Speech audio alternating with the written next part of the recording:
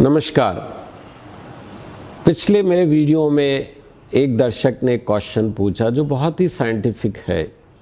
I think शायद मैं simplified वे में एक्सप्लेन कर पाऊँ और आप उसे समझ पाएँ। What makes your hair grow? बाल कैसे बनता है और कैसे बढ़ता है? बहुत प्यारा क्वेश्चन है ये। मैं आपको बताऊंगा कि जब बच्चा विकसित होना शुरू होता है पेट में, तब बाल का निर्माण कब शुरू होता है, कब खत्म होता है, और वो कौन से कारण हैं, वो कौन सी मैकेनिज़्म है जिससे बाल बनता है, और वो कौन से फैक्टर्स हैं जो बालों की ग्रोथ को बढ़ाते हैं और बालों को कम कर सकते हैं, और हम उनमें कैसे मदद कर सकते हैं।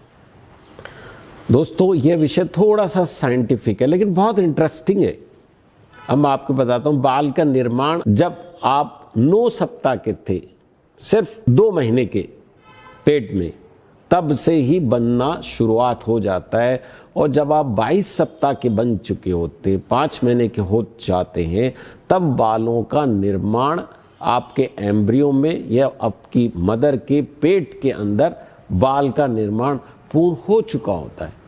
देखिए बाल कितना महत्वपूर्ण है।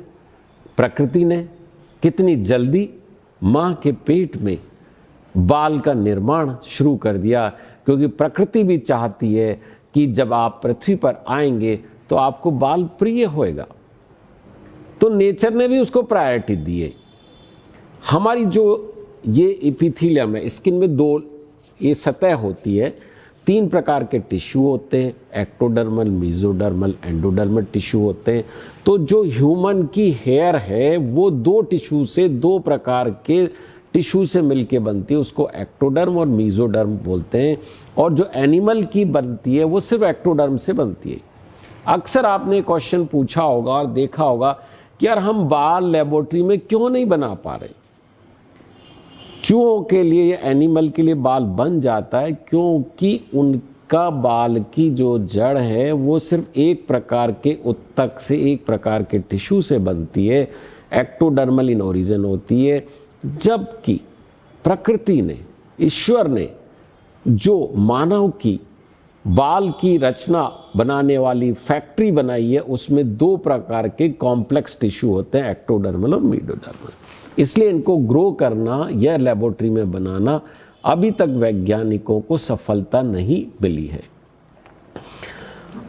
तो 9 सप्ताह के जब होते हैं तब प्रारंभ होता है, एपिथेलियम का कंडेंसेशन होता है, उसके नीचे मेसोडर्मल टिश्यू आता है, आप देख रहे होंगे इसमें। फिर एपिडर्मल टिश्यू लंबा होता है, उसके नीचे मेसोडर्मल टिश्यू होता है, फिर वो उसको मेसोडर्मल टिश्यू को कवर कर लेता है, स्टॉक हो जाते हैं। फिर 3 मोटी मोटी बल्बस जो apocrine gland, sebaceous gland, bulb बन जाता है।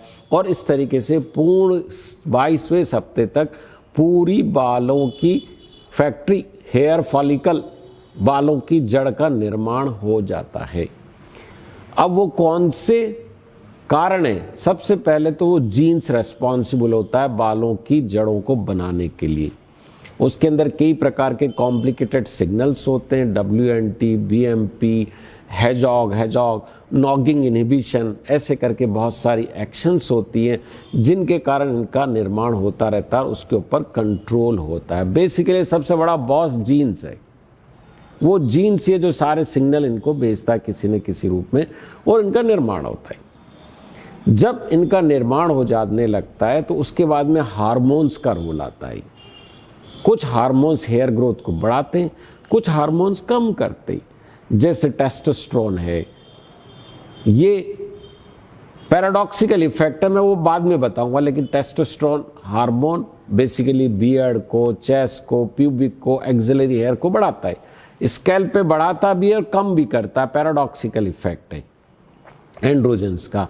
ईस्ट्रोजन, एस्ट्राडायोल्स हैं, ACTH है, स्ट्रेस है, ये बालों की गति को कम करते हैं। ACTH, 17 एस्ट्राडायोल्स, ये बालों की ग्रोथ को कम करते।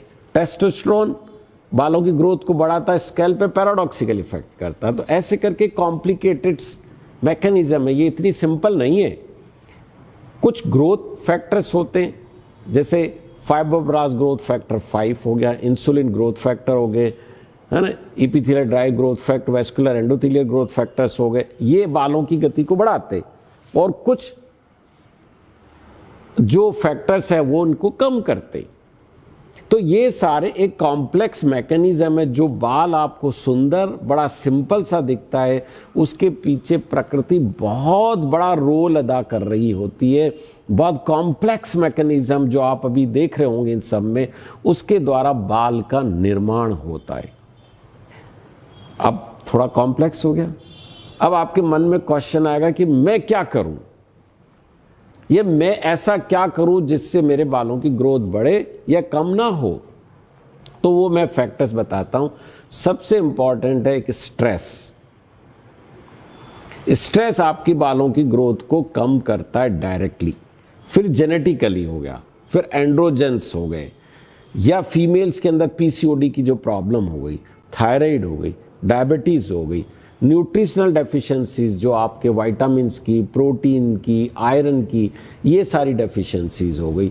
ये स्मोकिंग, टबैको, कुछ मेडिसिन्स आती है जैसे एंटीप्लेटलेट्स, एंटी इपिलेप्टिक, एसिडिटी के लिए जो आप गोलियां लेते हैं वो चीजें हैं जो आपके बालों की गति को कम करती है और हेयर लॉस को प्रमोट करती है। अब बालों की ग्रोथ कौन कौन बढ़ाएगा? हैप्पी, हेल्दी, बैलेंस डाइट, अच्छा बैलेंस फूड जिसमें कार्बोहाइड्रेट, प्रोटीन और फैट, विटामिन्स और मिनरल्स हो, रेगुलर एक्सरसाइज करें। यदि आप ये सब करते हैं तो आपके बालों की ग्रोथ प्रमोटेड रहेगी, बढ़ी रहेगी। बाल भी लेट सफेद होंगे। हालांकि जेनेटिक फैक्टर होता है, लेकिन जेनेटिक के अलावा जो एक्सटर्नल फैक्टर्स है जो बहुत ज्यादा आजकल प्रोमिनेंट है, वो सब आप कम कर सकते हो। जैसे एक मकान कमजोरी बना हुआ है नींव से, और उस मकान की मेंटेनेंस बहुत अच्छी होती है, बाकायदा उसकी रख रखाव अच्छा होता है, टाइम पे रिपेयर हो जाता है, तो जो मकान 5 साल में गिरने वाला था वो 20 साल में गिरता है या 10 साल में गिरता है। लेकिन कोई मकान बहुत अच्छा है लेकिन आप उसकी मेंटेनेंस नहीं कर रहे। आप एक बहुत अच्छी कार लेके आए, मर्सिडीज लेके आए, और आपने उसकी हाथ ही नहीं मारा, सफाई नहीं करी, तो 10 दिन बाद वो कार कूड़ा लगेगी, आपको बेकार लगेगी। तो ये जो दूसरे फैक्टर्स मैंने बताए जेनेटिक के अलावा, एसेसरी या प्रेसिपिटेटिंग फैक्टर्स बोलते हैं, ये बहुत इंपॉर्टेंट होते हैं। अतः दोस्तों, आप चाहते हैं कि आपके बाल अच्छे रहें, बढ़ते रहें, लंबे रहें, शाइनिंग रहे, हेल्दी रहें, मजबूत रहें, तो आप स्ट्रेस को अपने पास ना आने दें, टबैको स्मोकिंग से दूर रहें, हैप्पी हेल्दी लाइफ लें, न्यूट्रिशन अच्छा रखें, प्रोटीन अच्छी मात्रा में लें, मिनरल्स लें, लिक्विड्स बराबर लेते रहें, और अपने आप को यदि विटामिन्स की कमी है तो डॉक्टर से कंसल्ट करके उसको दूर करें, और नित्य कोई भी एक्सरसाइज करें। 15 से 20 मिनट वॉकिंग हो सकती है, 5 मिनट दौड़ना हो सकता है, 3 मिनट रस्सी कूद हो सकती है, आप ड्राइंग रूम में वॉक कर सकते हैं, घर की सीढ़ियों को चढ़ और उतर सकते हैं। तो ये कुछ ना कुछ आपको अपने शरीर के लिए करना है, स्ट्रेस को कम करने के लिए। ये सारी चीजें पहले आपको खुश रखेगी, हेल्दी रखेगी, प्रसन्नचित्त रखेगी, और फिर इसके कारण बाल आएगा, बाल साइड इफेक्ट आएगा। आप बेसिकली कर बाल के लिए रहे थे, लेकिन आपको मेन फायदा जिंदगी में प्रसन्नता से आप भर जाएंगे।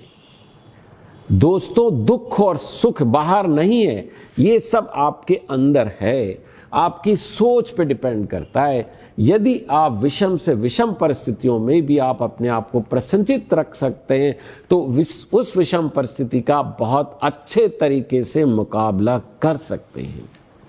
और मैं श्योर हूं, ये सुनने के बाद आप में परिवर्तन आएगा, आप ज़्यादा खुशहाल, ज़्यादा तंदुरुस्त बनेंगे, और आपके बाल अच्छे होंगे। थैंक यू, नमस्कार।